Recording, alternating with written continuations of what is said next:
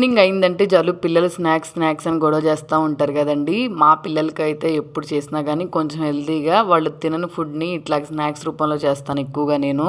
మీ పిల్లల కోసం కూడా ఒకసారి ట్రై చేయండి. నాకైతే చాలా బాగా నచ్చింది స్నాక్ అయితే మాత్రం. ఫస్ట్ స్వీట్ కార్న్ గింజలను అయితే ఇలా తీసేసుకొని ఒక గిన్నెలోకి వేసుకోండి.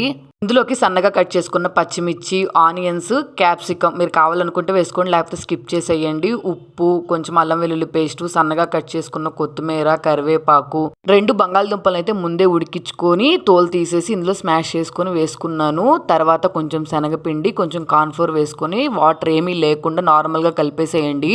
ఇంకా ఇందులోకి క్యారెట్, బీట్రూట్ ఇట్లాంటివి కూడా వేయొచ్చు. నేనైతే ప్రెజెంట్ ఏం వేయలేదు. వాటర్ ఏమీ లేకుండా కలిపేసినా కానీ మొత్తం బాగా కలిసిపోతుంది.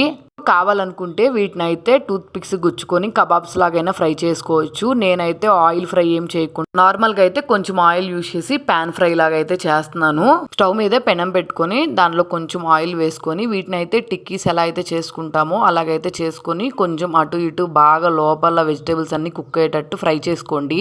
ఇవి ఆరిపోయిన తర్వాత కన్నా వేడివేడిగా ఉన్నప్పుడైతే టేస్ట్ చాలా బాగున్నాయి. సమ్మర్ వస్తుంది కదా, అది కాక హాఫ్ డేస్ కూడా పెడతారు. ఇంకా పిల్లలకి స్నాక్స్కి మామూలుగా టార్చర్ పెట్టరు కదా మనల్ని. ఒకసారి కన్ఫామ్గా ట్రై చేయండి, మీకు నచ్చుతుంది.